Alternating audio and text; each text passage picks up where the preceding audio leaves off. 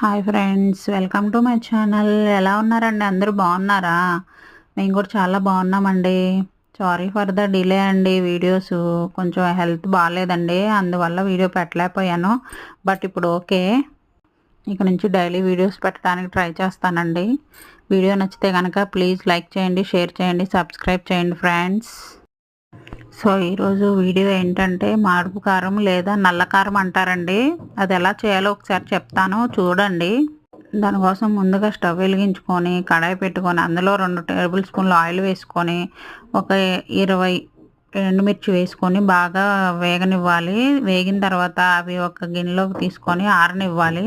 అవి ఆరేలోపు అదే కడాయిలో 2 టేబుల్ స్పూన్ల పచ్చెనగపప్పు, 2 టేబుల్ స్పూన్ల ధనియాలు, 2 టేబుల్ స్పూన్ల జీలకర్ర, 2 టేబుల్ స్పూన్ల మినపప్పు వేసుకొని అవి కూడా దోరగా వేగనివ్వాలి. తర్వాత అందులో 2 రెమ్మల కరివేపాకు, ఒక వెల్లుల్లిపాయ కూడా వేసుకొని కొంచెం చింతపండు కూడా వేసుకొని కొంచెం సేపు మగ్గనివ్వాలి. మగ్గిన తర్వాత ఒక మిక్సీ జార్ తీసుకొని అందులో మనం వేయించి పెట్టుకుని ఎండుమిర్చి, కొంచెం సాల్ట్ వేసుకొని గ్రైండ్ చేసుకోవాలి. అది గ్రైండ్ అయిన తర్వాత మనం వేపు పెట్టుకున్న మిగతా పప్పులు మిశ్రమం కూడా వేసి గ్రైండ్ చేసుకోవాలి ఫ్రెండ్స్. అలా గ్రైండ్ చేసుకోవాలి ఫ్రెండ్స్. అంతే ఫ్రెండ్స్, ఈ పౌడరు ఇది టిఫిన్స్లోకి, రైస్లోకి చాలా బాగుంటుంది. ట్రై చేయండి.